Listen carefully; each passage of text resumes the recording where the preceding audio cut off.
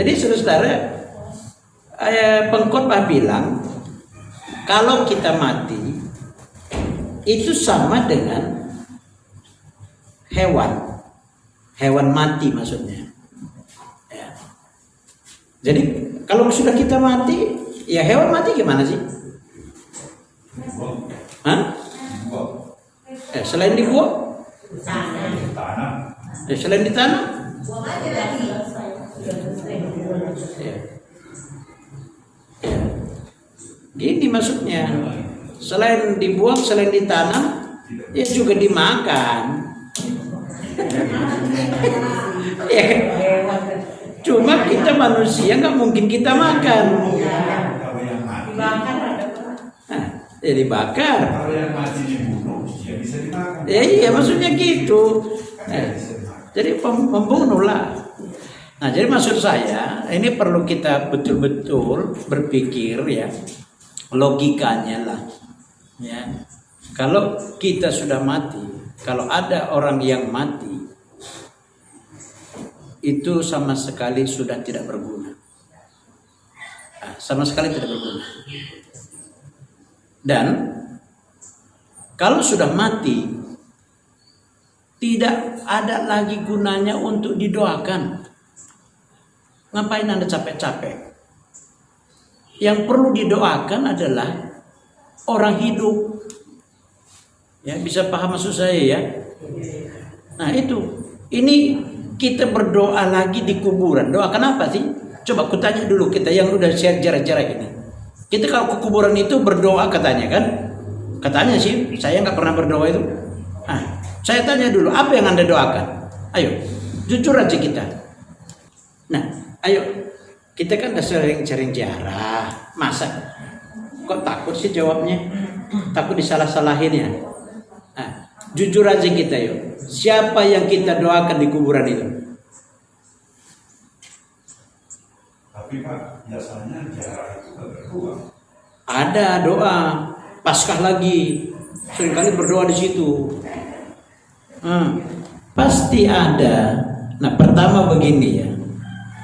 Pertama, pasti ada harapannya dia berziarah. Nah, saya tidak tahu ini harapannya apa ini. Tapi saya katakan, harapannya apapun itu adalah harapan yang sia-sia. Harapan yang kosong. Nah, yang kedua, berziarah itu pasti ada niat. Pasti ada niat. Nah, apa niatnya itu? Niatnya kalau orang berdoa menghormati orang tua, ya, mendapatkan rezeki, karena hormatilah orang tuamu supaya diperpanjang umurmu. Nah, ini saya bilang salah ini semua, karena ini sudah selalu dibudayakan, sehingga sedikit kita tidak mau lagi membudayakannya, kita pasti disalah-salahkan. Nah, apakah itu sesuai dengan firman Tuhan? Saya katakan tidak pernah sesuai. Nah, yang kita mau ikuti yang mana? Budaya kita kah? Atau firman Tuhan? Hal-hal dunia. Contoh, kita jauh lebih percaya praktek perdukunan. Karena praktek perdukunan itu langsung kita nampak. Dan tidak pernah doa dukun itu dijawab. Tidak pernah.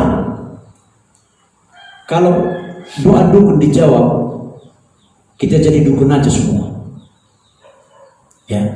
Dan juga tidak pernah doa orang agama seberang dijawab. Tidak pernah. Dan doa tidak pernah ada jawabannya kalau doa itu tidak di dalam nama Tuhan Yesus.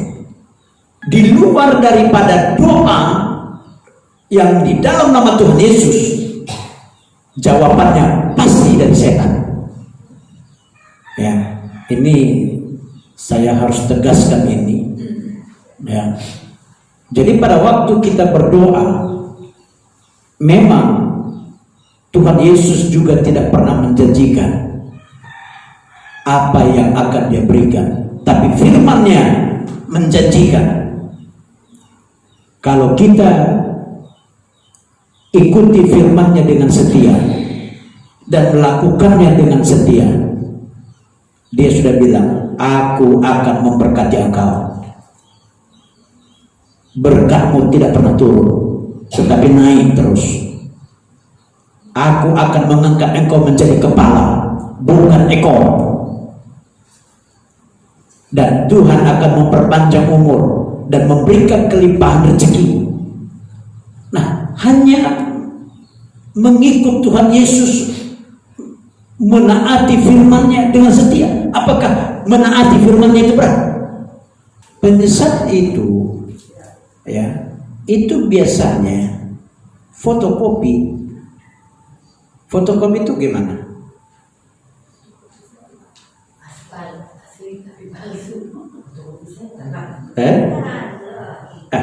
Penyesat itu biasanya fotokopi. Yang membawa nama Yesus ya Pak. Iya. Dia berdua lagi ya.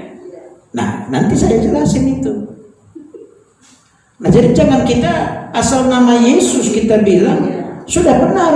Oh, belum tentu. Lucifer itu, ya, dia percaya loh kepada Allah itu Esa, tapi dia gemetar. Itu dalam kitab Yakobus itu. Atau kita buka ya, Yakobus 2 ayat 19. Engkau percaya bahwa hanya ada satu Allah saja, itu baik. Tetapi setan-setan pun juga percaya akan hal itu dan mereka gemetar. Nah, setan pun percaya bahwa Allah itu tunggal, satu, ya. Nah, mereka, tetapi setan pun gemetar. Nah, sama dengan agama seberang ini, mereka percaya Allah itu tunggal, ya, tapi berhadapan dengan Yesus, biar mereka gemetar. Ya, itu. Nah, jadi kita yang dikasih oleh Tuhan, saya mau katakan satu hal begini: janganlah iman kita itu iman yang sinkritisme. Ya, tahu ya sinkrisme ini? Nah, janganlah iman kita itu iman yang sinkritisme. Sinkritisme ini artinya dia percaya kepada dukun, dia percaya kepada Tuhan, dia juga percaya kepada setan, dia percaya kepada Allah SWT dan lain sebagainya. Ya. Jadi saya sudah katakan, Allah kita itu, Allah yang benar itu, itulah Allah yang disembah Bapak Abraham, Ishak dan Yakub, Allah yang disembah oleh bangsa Israel, dan itulah yang hari ini namanya Yesus Kristus. Ya, makanya semua doa harus di dalam nama Yesus Kristus. Jadi ada doa yang di luar nama Yesus Kristus, saya katakan sudah pasti sesat dan tidak mungkin ada jawabannya, karena pribadi Yesus itulah satu-satunya pribadi yang menjawab doa. Ya, dia yang menjawab doa. Kemarin saya ada debat lagi di Facebook. Nah, saya bilang begini, Yesuslah pencipta alam semesta. Dia menciptakan bumi, langit, dan segala isinya. Lalu dia bilang, dijawabnya, mana dalilnya? Ya kan? Nah, saya tunjukkan Yohanes pasal 1 ayat 3. Ya, segala sesuatu dijadikan oleh Dia, tanpa Dia tidak ada satupun yang jadi. Nah, di dalam pasal Yohanes pasal 1 ayat 1 mengatakan, pada mulanya adalah firman. Firman itu bersama-sama dengan Allah, dan firman itulah Allah. Lalu pada ayat yang ke-14 mengatakan, firman itu telah jadi manusia. Itulah Yesus Kristus. Nah, segala sesuatu dijadikan oleh firman. Tanpa firman tidak ada satupun yang jadi. Nah, jadi saudara-saudara, kalau kita sudah tahu firman itulah yang menjadikan segala sesuatunya, maka firman itulah yang menjawab doa Anda. Amin. Itu yang menjawab.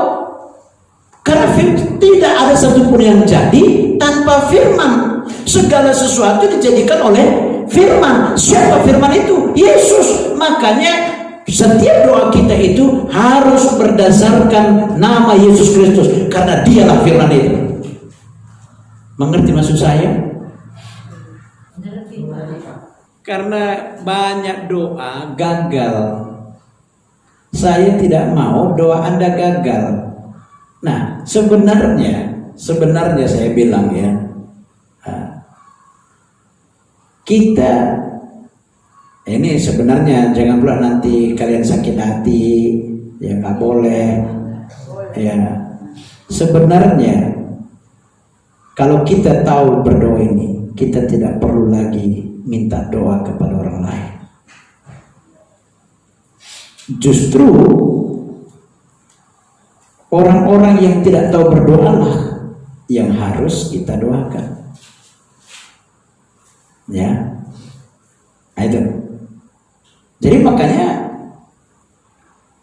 hanya dua yang perlu kita pahami dalam hidup kita ini. Hanya dua. Satu adalah firman Tuhan. Yang kedua adalah doa. Ya udah. Karena apa? Doa kita berbicara kepada Tuhan, firman Tuhan yang berbicara kepada kita. Hanya itu yang perlu. Gak ada yang lain. Betul enggak? Halo, betul enggak nih? Ya udah. Hanya itu yang kita tahu, perlu kok. Tuhan berbicara sama kita, kita pun berbicara sama Tuhan. Nah, itu yang selalu, itu dulu yang terjadi di Taman Eden.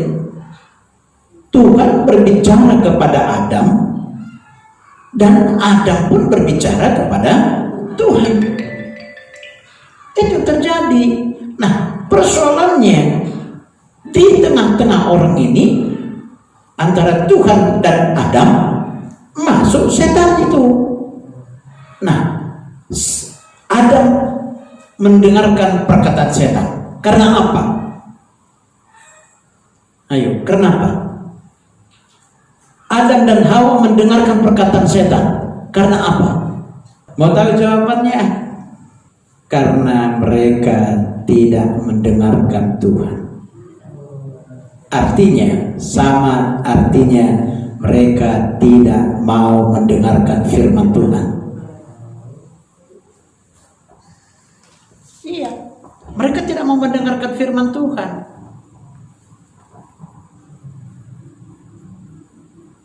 Coba kalau mereka tadi mau mendengarkan firman Tuhan, pasti mereka kuat. Makanya 1 Yohanes pasal ketiga ayat yang keempat itu mengatakan apa? Ayo kita buka dulu. Setiap orang yang berbuat dosa melanggar juga hukum Allah. Sebab dosa ialah pelanggaran hukum Allah. Apa dosa? Pelanggaran hukum Allah. Nah, jadi kalau mereka tadi mengerti firman Allah, mereka kuat dalam firman Allah, nggak mungkin mereka kena rayu. Nggak mungkin. Nah, itu makanya waktu ular itu atau iblis menawarkan, ya, semua buah-buahan di dalam taman ini tidak boleh kau makan buahnya kecuali yang di tengah taman. Lalu apa kata si Hawa? Oh, salah. Semua buah-buahan di taman ini boleh kami makan kecuali yang di tengah taman. Nah, lalu iblis melanjutkan ceritanya. Kau tahu kenapa begitu? Ya, karena Tuhan berfirman, kalau kami makan buah ini, pasti kami mati. Lalu apa kata iblis? Sekali-kali kamu tidak mati. Ya, memang cara dunia tidak mati secara daging, secara jasmani, tapi secara roh dia mati. Nah, kematian roh inilah ya membuat kita tidak bisa berkomunikasi dengan Tuhan. Artinya kita tidak bisa berdoa kepada Tuhan. Di luar Yesus Kristus, semua rohaninya mati. Makanya Yesus mengatakan, akulah jalan dan hidup. Tidak ada seorang pun yang datang kepada Bapa kalau tidak melalui aku. Itu udah jelas itu. Karena di luar daripada Yesus, roh orang itu semua mati. Atau rohnya adalah roh bego. Ya, bisa paham ya? Hah? Nah, ini penegasannya memang harus kita dengan setia melakukan firman Tuhan. Apa yang diperintahkannya. Karena apa? Itu yang membuat doa kita berkuasa. Ya, makanya setiap doa yang tidak berdasarkan firman Tuhan, jangan harap doanya itu ada jawaban. Walaupun di akhir doanya itu dikatakan dalam nama Yesus. Ya. Nah, jadi kenapa Adam dan Hawa jatuh ke dalam dosa? Karena mereka tidak kuat dalam firman. Ya. Nah, inilah kelemahan orang Kristen di dunia ini. Ini kelemahannya. Pada waktu pendeta khotbah, seringkali orang banyak cerita, seringkali orang tertidur, seringkali orang main HP. Ya kan? Nah, untuk mengalihkan konsentrasi dalam kita mendengarkan firman Tuhan. Ya kan? Makanya sudah terlalu, kalau ibaratnya besi tadi sudah terlalu tebal karatnya. Ya kan? Kalau emas tebal karatnya ya lebih bagus. Tapi kalau besi tebal karatnya, wah, bahaya. Makanya kita pun sudah tebal juga karatnya, sehingga dengar dari kuping kiri, keluarnya juga dari kuping kiri, alias membal. Ya kan? Kalau keluar dengar kuping kiri, keluar kuping kanan, masih mengalir, dia masih bisa tinggal. Tapi ini membal, nggak masuk, disorong pun nggak masuk. Nah, itu ngerinya. Nah, jadi saudara-saudara yang terkasih oleh Yesus, nah, sekali lagi kita berdoanya itu harus berdoa dalam firman Tuhan. Tidak boleh keluar dari firman Tuhan. Makanya kalau kita tidak pernah baca Alkitab, lalu kita mau berdoa, apa mau kita doakan? Aku heran ku tengok manusia ini. Iya, coba apa yang kita doakan itu? Sehingga doanya melulu cara dunia. Tuhan, berkatilah aku hari ini, bikin aku berhasil. Loh, Tuhan pun bilang, aku pun belum berhasil memenangkan kau, katanya. Kan ngeri. Lalu kita bilang, Tuhan, tolonglah supaya dia bertobat. Nah, kita yang belum bertobat. Kita belum suruh orang bertobat. Nah, jadi ini semua kesalahan itu bermula dari diri kita sendiri, ya, bermula dari sendiri. Nah, makanya sekali lagi doa yang benar itu, pertama, kita harus mengenal Yesus Kristus atau mengenal firman-Nya. Ya, mengenal firman-Nya. Yang kedua, kita harus menutup semua doa kita di dalam nama Yesus Kristus. Karena Yesus Kristus itu yang sangat luar biasa. Nah, coba kita lihat dulu satu ayat. Apa luar biasanya Yesus, ya. Dalam Filipi. Ya, kita baca dulu ya. Filipi pasal 2 ayat yang ke-10. Ya, kita baca dulu sama-sama ya. Ini kehebatan nama Yesus loh. Ya. Jadi jangan kita sepelekan nama Yesus ini. Kita baca sama-sama. 1, 2, 3. Supaya dalam nama Yesus berteguh segala yang ada di langit dan yang ada di atas bumi dan yang ada di bawah bumi. Nah, coba saya tanya dulu kita ya. Supaya dalam nama apa? Yesus bertekuk lutut segala yang ada. Apa yang ada di langit? Itu mana ada di langit? Ini aneh-aneh aja ini. Bulan bintang. Itu Pak dari langit semesta. Alam semesta. Bukan itu maksudnya. Ini salah kita mengerti nih. Makanya iya. Iya, hancur kita. Nah, supaya ini. Jadi kalau nggak ngerti bilang aja, nggak ngerti. Di langit ini, apa yang ada di langit maksudnya itu udah bukan langit yang kita nampak. Artinya begini. Nah itu. Kita baca ulang dulu ya. Supaya dalam nama Yesus bertekuk lutut segala yang ada di langit itu, itulah sorga. Jadi sama artinya begini, supaya dalam nama Yesus bertekuk lutut segala yang ada di sorga. Yang ada di sorga siapa? Nah ini, jadi siapa yang ada di sorga? Malaikat. Itu harus tahu itu. Nah jadi dikatakan kira-kira begini ya. Supaya dalam nama Yesus Kristus, Yesus bertekuk lutut segala yang ada di sorga. Siapa di sorga? Malaikat. Nah, itu dia. Dan yang ada di atas bumi. Siapa yang di atas bumi? Manusia. Itu manusia. Lalu dikatakan lagi, dan yang ada di bawah bumi. Di bawah bumi siapa? Di bawah bumi itu ada tempat lain, bukan di dalam tanah.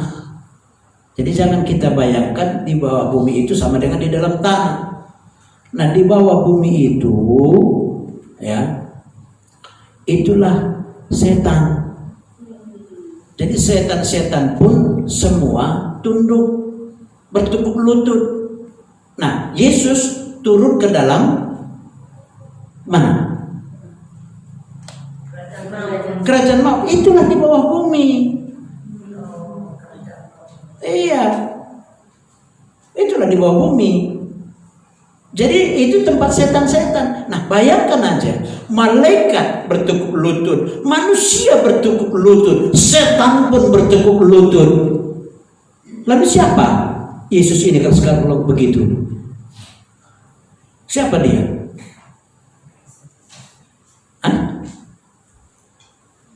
Loh, inilah kehebatannya Yesus ini. Jadi segala doa kita juga harus dijawab oleh Tuhan Yesus. Di luar Tuhan Yesus, kalaupun ada jawabannya pasti dari setan. Nah, bagaimana Anda bisa mengatakan jawaban doa saya dari Tuhan sementara Anda tidak mengenal siapa Yesus ini? Nah, hal ini aja pun Anda nggak ngerti.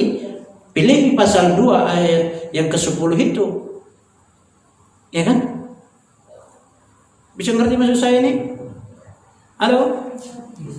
Jadi semua bertekuk lutut yang ada di langit. Langit berarti sama dengan surga. Siapa di surga? Malaikat. Lalu di bumi? Manusia. Di bawah bumi? Itu. Jadi semuanya tunduk. Kalau begitu siapa Yesus ini sekarang kalau gitu? Anda taunya cuma juru selamat sih. Makanya cetek banget ini.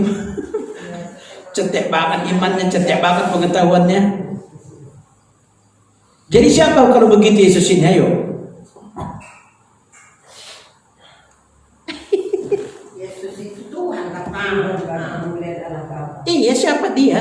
Siapa dia, Mak? Yesus Kristus adalah Tuhan juru selamat. Iya, kita tahu dia Tuhan, tapi siapa dia? Siapa dia, Mak? Firman Allah. Ya sudah, firman Allah, sudah tahu kita itu. Siapa dia? Siapa dia, Mak? Oh, siapa dia?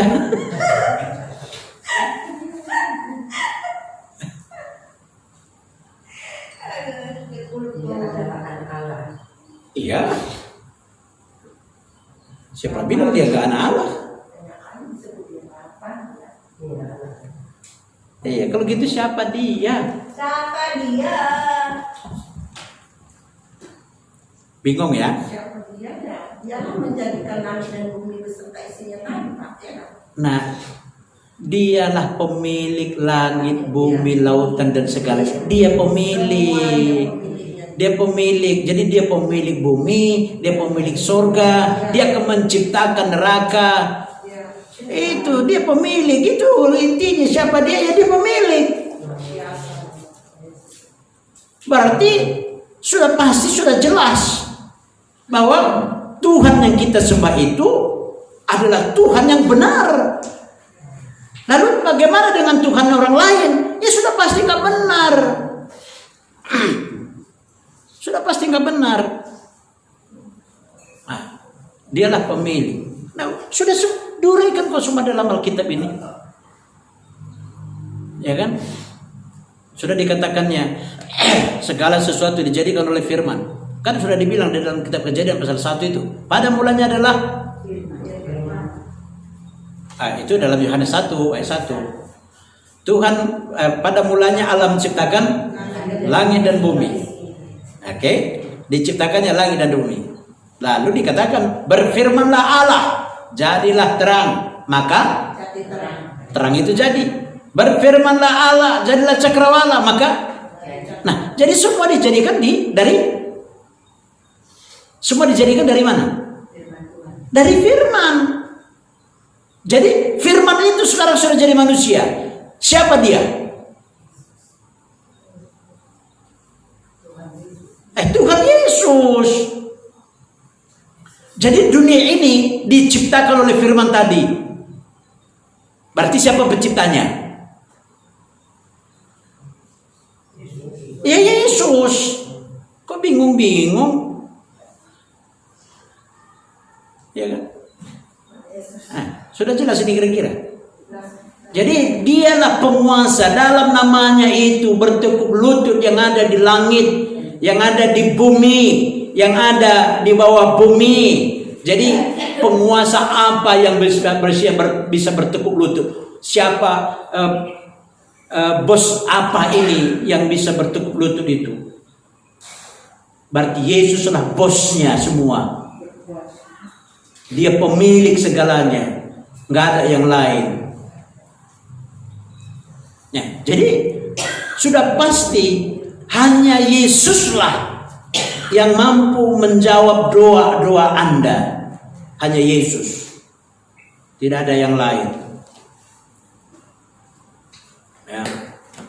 Tapi pun Yesus, ya, membatasi apa yang layak, ya, membatasi dirinya, apa yang layak untuk diberinya dan apa yang tidak layak untuk tidak dikasihkannya kepada kita. Nah itu. Jadi saudara-saudara, kita tidak perlu lagi sebenarnya Tuhan berikan sama aku ini dan sebagainya. Ya boleh saja kita minta itu, ya boleh. Tetapi bukan itu yang penting. Yang penting apa?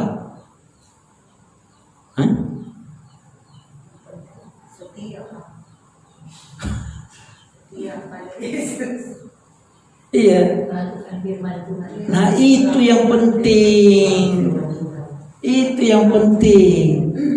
Kalau kita sudah melakukan firman-Nya dengan setia, percayalah saya katakan, apapun yang Anda minta pasti terjadi deh. Ya.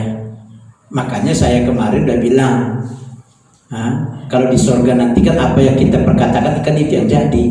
Nah, itu kan juga berdasarkan firman. Di dalam Kisah Para Rasul, Yesus adalah firman yang kekal, kita ini adalah firman-firman yang kecil. Iya kan? Oh, hebat sekali nih Yesus. Iya. Yesus adalah firman kekalnya, kita adalah firman-firman kecil itu. Nah, jadi firman kecil itu ya, apa yang kita perkatakan jadi, tetapi kalau itu seturut dengan kehendaknya. 1 Yohanes pasal 5 ayat yang 14. Nah, coba kita baca lagi itu. Kayaknya udah lupa-lupa ini. 1 Yohanes 5 ayat 14. Sudah dapat? Kita baca sama-sama ya. 1, 2, 3. Dan inilah keberanian percaya kita kepadanya, yaitu bahwa Ia mengabulkan doa kita kalau kita meminta sesuatu kepadanya menurut kehendaknya. Nah itu. Jadi kalau kita minta sesuatu menurut kehendaknya, jadi Tuhan berhak memberi apa yang kita minta kalau kita minta menurut kehendaknya. Berarti segala sesuatu yang tidak menurut kehendaknya, ya Tuhan tidak kasih. Nah itu makanya doa-doa kita banyak yang tidak dijawab. Karena apa? Karena kita meminta tidak menurut kehendaknya. Apa sih kehendaknya? Bukan setiap orang yang berseru-seru kepadaku yang masuk ke dalam kerajaan surga, tetapi dia yang melakukan kehendak Bapakku. Apa kehendaknya?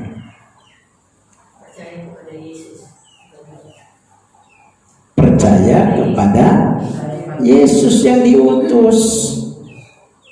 Itu ya, percaya aja ya. Tuhan Yesus bilang apa? Jangan khawatir. Udah tak usah khawatir. Jangan takut, itu usah takut. Kalaupun ada orang bilang, ada begu nih, nah, jangan takut. Orang Tuhan Yesus lebih bertekuk lutut daripada begu itu. Ya kan, bertekuk lutut ya kan. Jadi mau apa lagi kita takut ya? Ayo udah selesai. Orang dia udah bilang jangan khawatir, jangan ragu, jangan takut, jangan bimbang. Kok kita suka kali rasa bimbang ada, khawatirnya ada.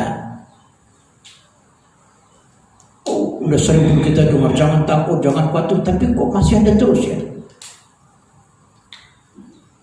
Hah? Coba angkat tangan dulu. Yang masih terus khawatir siapa yuk? Angkat tangan. Saya sudah angkat tangan dulu nih.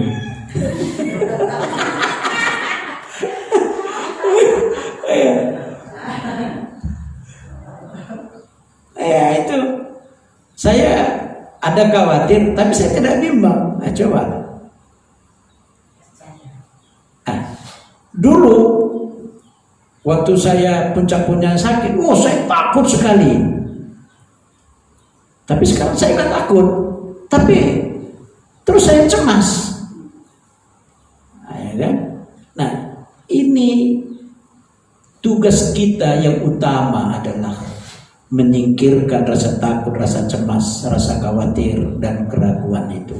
Karena segala bentuk keraguan, kecemasan, rasa khawatir, takut tidak mendapatkan apa-apa, tidak menghasilkan apa-apa.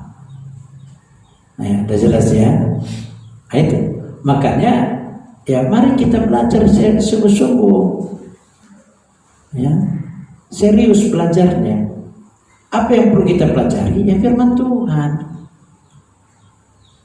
Banyak orang, ya, banyak orang belajar pun dia cuma seminggu sekali, itu pun gak serius, kan gawat kita ini. Ya, bagaimana dia gak khawatir terus? Bagaimana dia gak takut terus? Teruslah cemas. Karena apa? Itu menandakan firman Tuhan itu tipis dalam hidupnya, lebih tipis daripada kulit bawang. Ya. Ini kayaknya susah kali kita ini semua.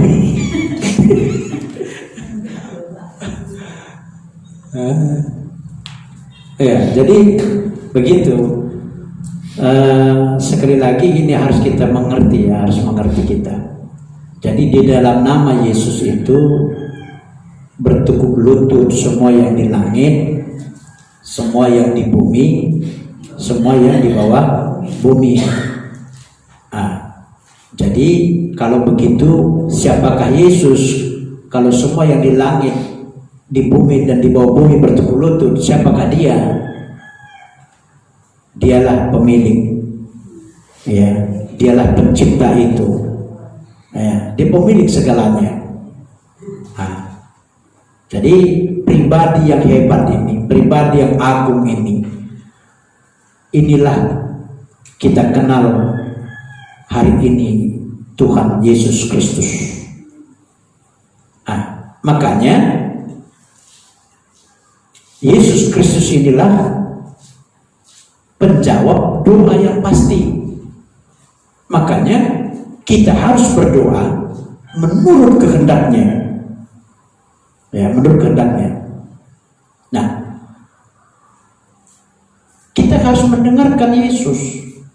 Nah, coba kita baca lagi di dalam Yohanes 13 ayat 13 itu.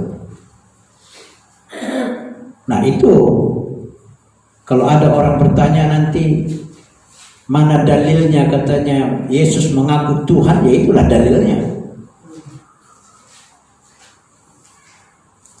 Ya, Yohanes 13 ayat 13. Kalau menurut Indonesia, angka 13 adalah angka apa? Angka sial. Tapi Yesus membuat angka sial itu tidak berarti, tidak berbobot. Jadi ini nggak bisa, nggak perlu kita, makanya Tuhan Yesus melarang kita meramal-ramal ini, ya kan? Nah, itu. Oke, Yohanes 13 dan 13 kita baca, ayo 1, 2, 3. Kamu menyebut aku Guru dan Tuhan, dan katamu itu tepat, sebab memang akulah Guru dan Tuhan. Nah itu. Sudah tahu ya Pak ya? Artinya orang bertanya ke suami ini dia. Jadi kalau ada orang bertanya, mana Yesus pernah mengatakan Yesus adalah Tuhan, sembahlah aku? Itu ini udah ayatnya. Semua ayatnya ada kok. Nah, jadi Yesus kenapa dia mengaku guru?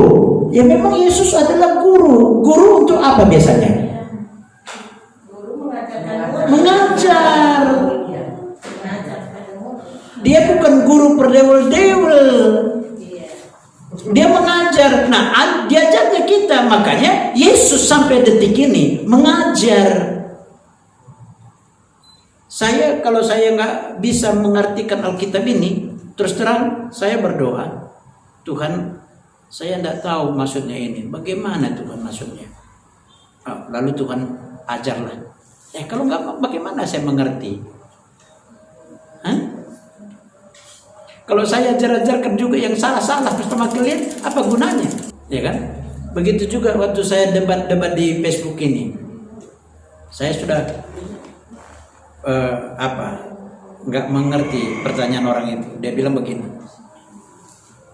Yesus kok mati? Kalau Yesus memang Allah, tidak perlu dia mati, karena pada waktu dosa manusia itu mau ditebus, cukup dia katakan ditebus, udah selesai katanya, nggak perlu dia mati. Dari mana saya mulainya jawabnya ini pun saya bingung.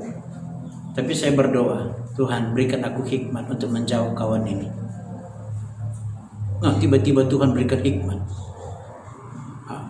Saya bilang sama dia, Yesus mati karena dia manusia, tapi rohnya adalah Roh Kudus, tidak pernah mati dan tidak bisa disentuh setan. Makanya dia bangkit lagi, saya bilang. Dan dia bangkit utuh. Kalau kita manusia ini mana utuh bangkitnya? Jadi bangkai semua. Iya kan? Jadi bangkai. Nah, saya bilang itu makanya Yesus bangkit. Utuh bangkitnya. Karena sudah selesai penebusannya. Arti penebusan ini mengalahkan begu, mengalahkan hantu, mengalahkan kematian. Dan kematian sudah kalah. Makanya setiap orang yang percaya kepadanya memperoleh hidup yang kekal. Lalu saya bilang lagi, bertobatlah kau. Percayalah kepada Yesus, terimalah Yesus sebagai Tuhan Juru Selamatmu, engkau dan seisi rumahmu akan selamat.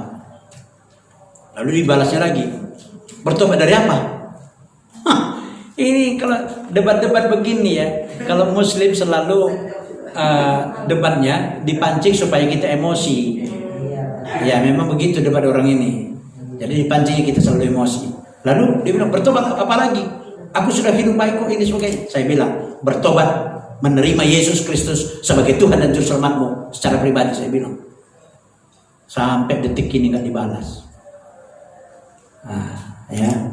Nah, saya suka sekali mengikuti debat-debat itu, saudara-saudara.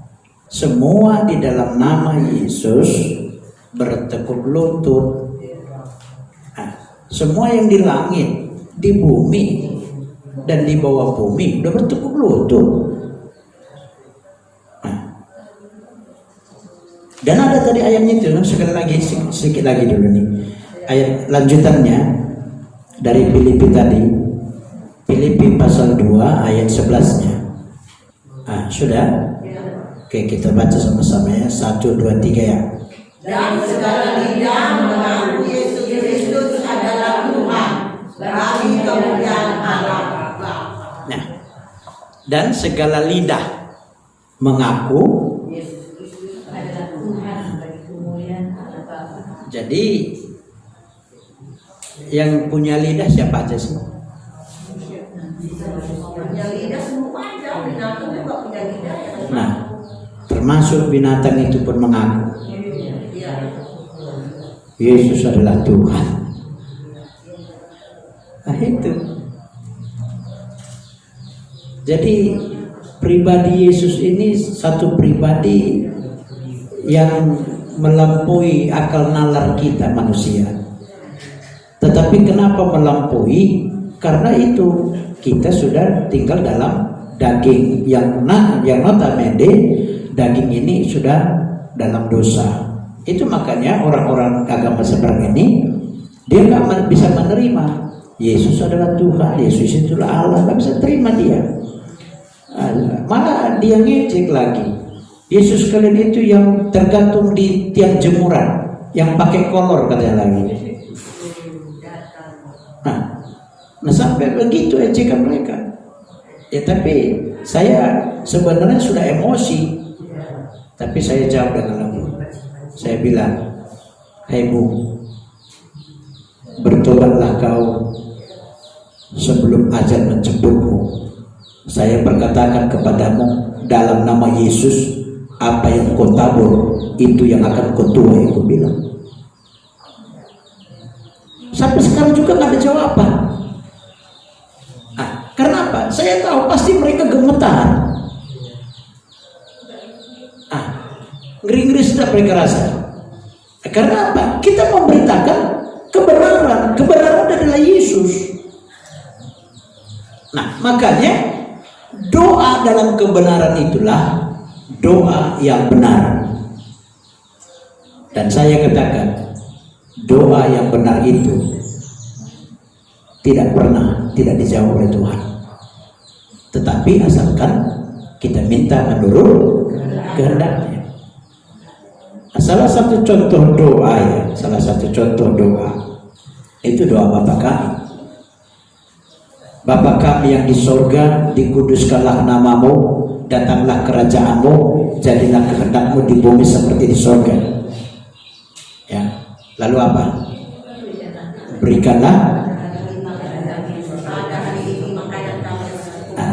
Berikanlah kami pada hari ini makanan kami. Secukupnya. Bayangkan aja,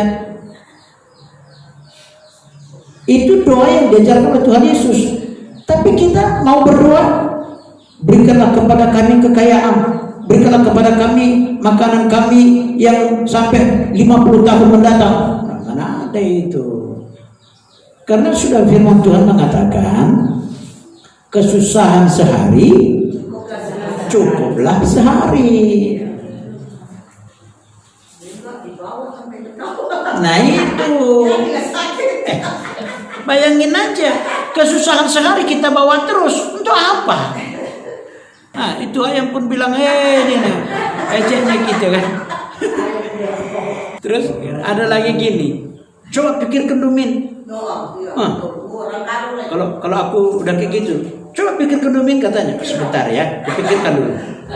Aku bilang, kita pula disuruhnya mikir, untuk apa mikirin ya?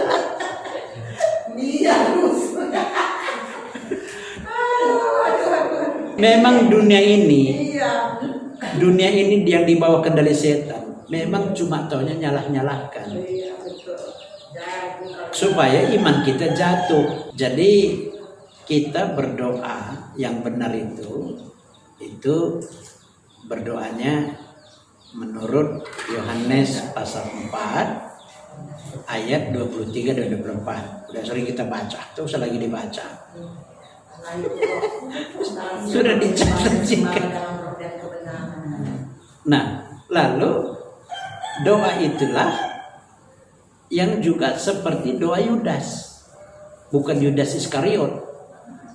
Kalau Yudas Iskariot itu pengkhianat. Nah, coba, ini bisa kita baca. Yudas 1 ayat 20. Oke, 1, 2, 3.